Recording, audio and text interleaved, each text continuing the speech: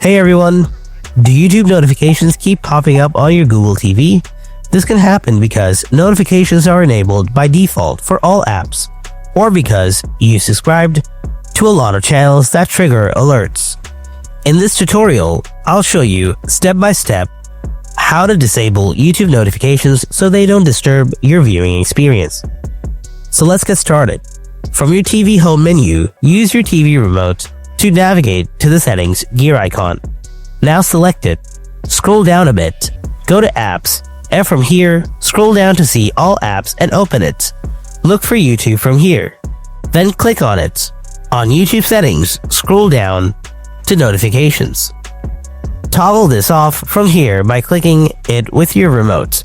You can always come back here to enable it with the same steps if you want. And that's it. Now YouTube won't bother you with notifications on your Google TV, and you can enjoy uninterrupted viewing. If this tutorial helped you out, then hit that like button, subscribe for more Google TV tips, and leave a comment with the app you want me to cover next. I'll see you in the next video. Until then, stay tuned and take care.